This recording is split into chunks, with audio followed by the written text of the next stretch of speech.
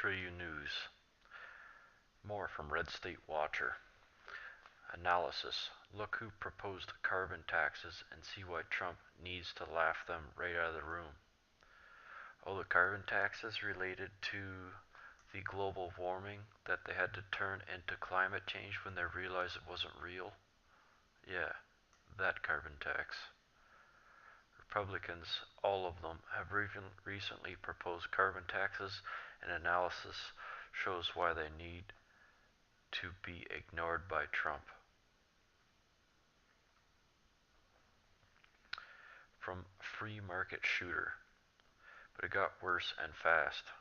Baker himself conceded he remains somewhat of a skeptic about the extent to which man is responsible for climate change, but the risks are too great to ignore.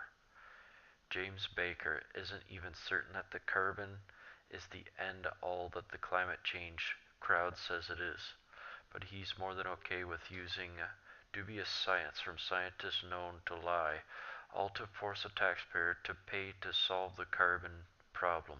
Take note, Baker takes the position that climate change will doom us all. Oh, you mean like Al Gore said, the ice caps be gone by like 2012 or something?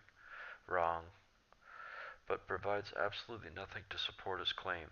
Perhaps he's so skeptical he's also worried that others will join his skepticism and not support the tax. While Hank Paulson seems to be less skeptical than Baker is, his rationale for carbon tax is remarkably even worse than Baker's. You mean the rationale with no logic? Climate change poses an unacceptable risk to our climate and to our economy, Paulson said in a statement. Putting a price on carbon is by far the most efficient and effective way to restrict emissions. No, that's how you deindustrialize the West and bring the Western people to its knees. You notice that third world countries to have no regulations when it comes to pollution. Yes, Hank Paulson stated that instead of promoting nuclear power or even banning certain high per capita carbon activities, he believes the most efficient and effective way to reduce carbon emissions is to make the taxpayer pay more for them.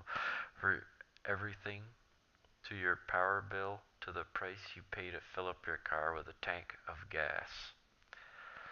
I think the days of global climate change or global warming, climate change, whatever, their days are numbered because people are onto it. That all it is a system designed to deindustrialize the West and steal what little wealth the people still have to bring about a world governing system.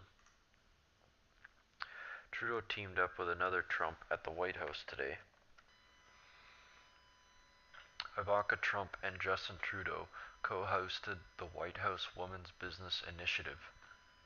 CNN.com reports Trudeau sat across the table from Trump in the cabinet room, surrounded by a dozen female CEOs and business leaders. The President pledged the launch of the United States-Canada Council for the Advancement of Women Business Leaders, Female Entrepreneurs. Wow, that's a mouthful, eh? Intended to discuss, formulate, and implement support for women in the workplace. To Trudeau's left at the conference table sat Ivanka Trump, who's so far been the loudest voice for women's issues in her father's administration. That's funny, eh? The left would say that Trump is like against women and this and that. Yet his actions show differently. And with him empowering his daughter to do as she pleases when it comes to women issues, I think people are definitely going to have a different opinion when everything's all said and done. The President kicked off the meeting by reading from a statement about the initiative's goals, which include growing women-owned businesses, retaining women in the business world, supporting women who work and who have families, and helping female entrepreneurs have better access to capital in order to support growing business. Well, good. That's a good thing. Look what emergency crews are doing in California right now. Remember California, the cursed state? Choppers set to drop boulders on spillway and jeopardy of breach.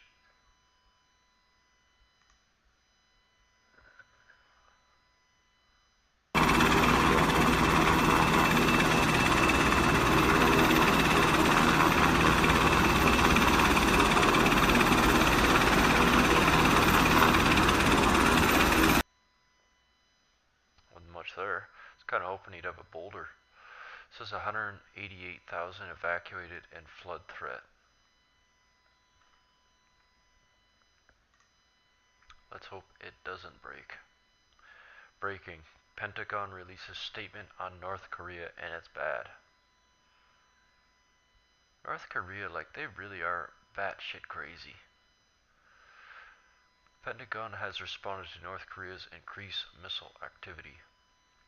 Yahoo News reported, Washington Reuters, the Pentagon on Monday strongly condemned North Korea's latest missile test, adding that the United States' commitment to protect the homeland and allies such as Japan and South Korea was ironclad. Pentagon spokesman Captain Jeff Davis told reporters that North Korea's unlawful weapons programs were a clear and grave threat to national security. Pentagon strongly condemns North Korea missile test. Yeah, condemn them. I'm sure that'll stop. Washington Reuters. The Pentagon on Monday strongly condemned North Korea's latest missile test, adding that the United States' commitment to blah blah blah. We are capable of defending against a North Korean ballistic missile attack and will take all the necessary measures to deter and defeat threats to our and our allies, territories, and citizens, Davis added. North Korea said it had successfully test-fired a new type of medium to long-range ballistic missiles the previous day, claiming advances in weapons program it is pursuing in violation of UN resolutions. The missile was propelled by a soft fuel engine and was an upgraded extended range version of its submarine launched ballistic missile that it tested successfully last August, according to North Korea's government run KCNA news agency. Well, North Korea better not try anything, because if they so much as attack South Korea or attack America and her allies, there's going to be a crater where North Korea was.